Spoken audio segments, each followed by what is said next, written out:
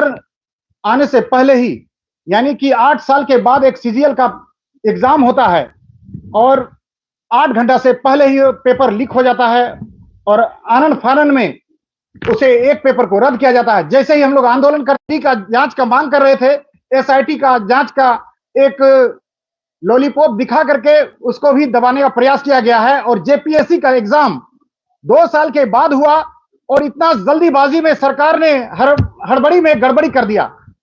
मात्र 13 दिन मिला और जेपीएससी जो है 11वीं जेपीएससी का एग्जाम हुआ। उसमें हम लोग बार बार बोल रहे थे कि कम से कम जो नियम है 45 दिन का समय होना चाहिए। जो 17 मार्च को एग्जाम हुआ है जेपीएससी का, बहुत बड़ा उसमें गड़बड़ी और हड़बड़ी और तमाम प्रकार के भ्रष्टाचार के आरोप लग रहे हैं पूरे झारखंड में। इसका जो है विरोध हो रहा है। झारखंड के युवा बहुत जल्द जो है झारखंड की राजधानी रांची जेपीएससी कार्यालय में कुछ करने वाले हैं।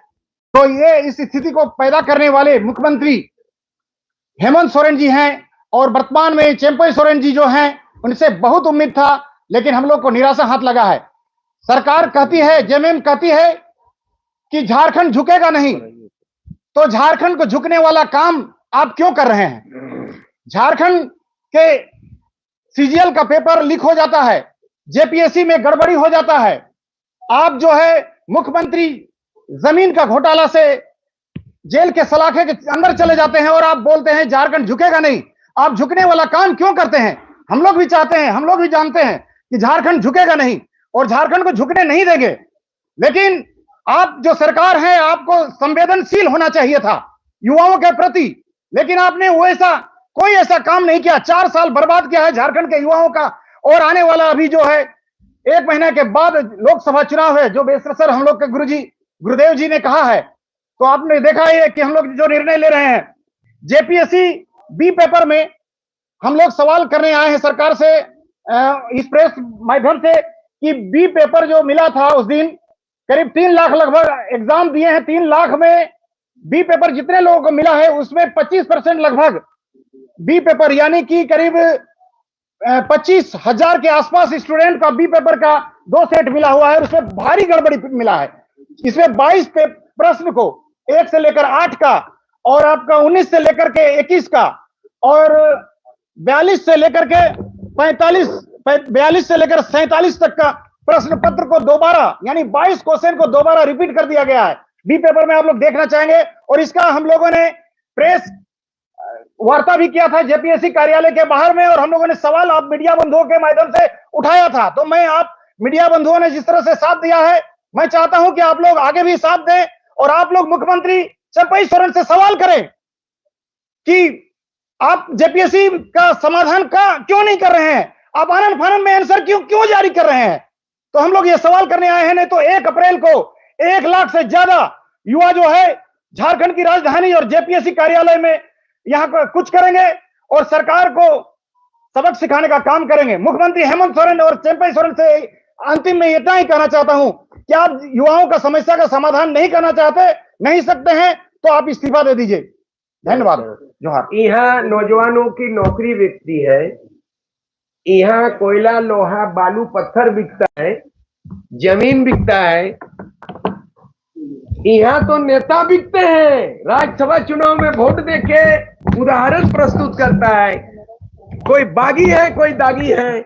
इसलिए झारखंड बचाने के लिए प्रेस मीडिया से कहेंगे, जिस तरह जेपी ने परिवर्तन किया है, लोग बोलता है कुछ विचारधारा ऐसा है कि व्यवस्था परिवर्तन के लिए बुलेट की जरूरत होता है। हमारा मान्यता है व्यवस्था परिवर्तन के लिए बैलेट की जरूरत पड़ता है। आज बैलेट के जगह ईवीएम हो गया है और ईवीएम में भी डाउटफुल है। वो पहले ही बीजेपी बोलता हाउसफुल है। हम लोगों के ओर से, विपक्ष के ओर से, बीजेपी विरोधी होने के नाते ईवीएम मशीन डाउटफुल है, 100% डाउटफुल है। बीजेपी कह रहा है, घोषणा किया, वो पूरा 100% वो हाउसफुल है। अब की बार 400 पार कर रहे हैं। भविष्यवाणी लोकतंत्र में वोट में नहीं होता है। आप कैसे बोलते हैं 400 पार हो जाएगा? इसलिए बहुत बड़ी चुनौती है। अगर देश बचेगा, संविधान को बचाना है, तभी देश बचेगा। देश बचेगा तो भारत के नागरिक बचेंगे। इसी आह्वान के साथ हम लोकसभा चुनाव लड़ेंगे। बस यही। Thank you. सवाल है कि लोकसभा चुनाव पहले जो पार्टियां हैं, जयराम महतो की पार्टी है, उनको भी इलेक्शन कमीशन ऑफ इंडिया हरी झंडी मिली, उनको नया नाम मिला है। अमित महतो जो पूर्व विधायक है दिल्ली से, उनकी पार्टी जो कल्याणी झारखंडी पार्टी है, उनको भी इलेक्शन कमीशन ऑफ इंडिया से मान्यता मिली है राजनीतिक पार्टी के तौर पर। आपको लगता है जिस तरह की जो पार्टियां हैं लोकसभा चुनाव में कुछ अच्छा डाल पाएंगी? हमको लगता है कि जो इंडिया बना है तो लगभग जो है ना वो 40-50 पार्टियां होगी जो इंडिया बनाया है, मैंने कांग्रेस के नेतृत्व में। और दूसरा जो एनडी बना है, मैंने एनडीए बना है, वो भी जो है ना कई 2 दर्जन पार्टियों का संयुक्त रूप में गठबंधन। हम लोग जो जनमत घोषणा किया है, झारखंड नवनिर्माण महासभा तीसरा विकल्प, इसका संक्षिप्त नाम जनमत रखा है। और इस जनमत को जनादेश लेंगे, जनमत से बहुमत लेंगे। इसके लिए चाहे जयराम महतो के नवगठित पार्टी हो, चाहे अमित महतो का पार्टी हो, इस तरह के, चाहे लोबिन हेम्ब्रम भी कोई अगर इस तरह से करता है, हमने कहा हर एक संगठन, हर एक व्यक्तित्व और नेतृत्व जो वर्तमान हेमंत सोरेन जो झारखंड में सरकार विरोधी है और केंद्र में बीजेपी गठबंधन विरोधी है, उन तमाम ताकतों को एकजुट करके हम जनमत को मजबूत बनाएंगे। उनको भी हम अपील करते हैं कि एकजुट होकर के तालमेल करके चुनाव लड़ा जाए, चाहे जयराम महतो की पार्टी हो, चाहे अमित महतो की पार्टी हो, लोबिन हेम्ब्रम की पार्टी हो। इस तरह की कई पार्टियों को सब लोग लेके ही हम तीसरा विकल्प करने जा रहे हैं। सीधा सोरेन के बाद जो दूसरा नाम है लोबिन हेम्ब्रम का हो सकता है। नहीं, यहाँ तो सब चीज जो है ना हरने हो रहा है। पहले हम लोग किस्सा सुने थे, रावण ने सीता का हरण किया, और आपकी बार देखा कि वही बीजेपी इस युग में, इस महाभारत में, इस चुनावी महाभारत में रावण रूपी बीजेपी आकर के सीता को हरण कर दिया है। पहले गीता को हरण किया चाईबासा से, अब दुमका से जो है ना उसको सीता को हरण किया। ये हरण अपहरण राम रावण का कहानी गढ़ने वाला केवल बीजेपी हो सकता है। मुक्त हो गई है लंका से। नहीं, ऐसा नहीं हो सकता है। किसी का घर को जलाइएगा, अब सीता मुक्त कीजिएगा, ये तो हकीकत बहुत बार नहीं। मैं तो श्रीलंका से 22 तारीख को आया हूँ, पूरा श्रीलंका घूम गया 1 सप्ताह के, कहीं रावण मिला ही नहीं, सीता की तो दूर की बात है। नहीं, ऐसा है ना, डर काहे को होगा? लोकतंत्र में महापर्व है, चुनाव समर में सबको उतारना होगा, डर क्यों का है? डर उसको होना चाहिए, लोग जो भ्रष्टाचार किया है, डर होना चाहिए।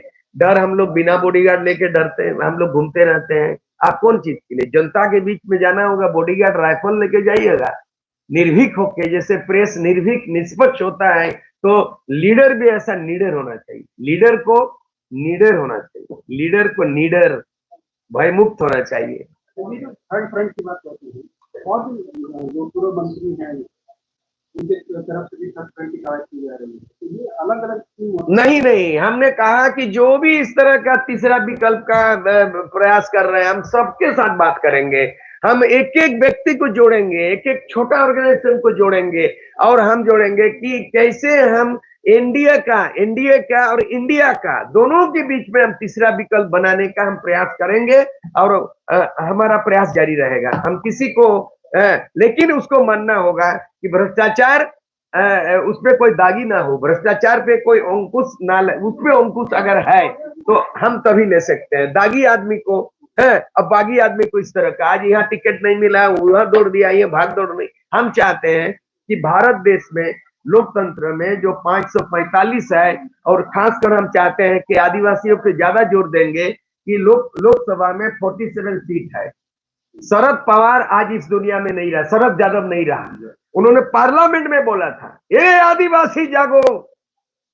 जिस दिन 47 संसद चुने गए आदिवासी रिजर्व सीट से बोलेंगे, तो एक एक आदमी डॉक्टर अंबेडकर के रूप में होगा, और आपकी आवाज जब तक एक होगा तब तक आप आदिवासी का भला न, रिजर्व सीट से आरक्षित कोटा से एमपी बनना, एमएलए बनना, आदिवासी का भला नहीं हो सकता। आपके वो गूंगा क्यों बनते हो, बहरा क्यों बनते हो? तो इस बार सूरज सिंह बेसरा से जो नेतृत्व में जो हम लोग एकजुट हो रहे हैं, एसटी, एससी, ओबीसी, माइनॉरिटी, सबको एकजुट करने जा रहे हैं, और 14 लोकसभा में ऐसे हम लोग खड़ा करेंगे कि आवाज बुलंद करने वाले होगा।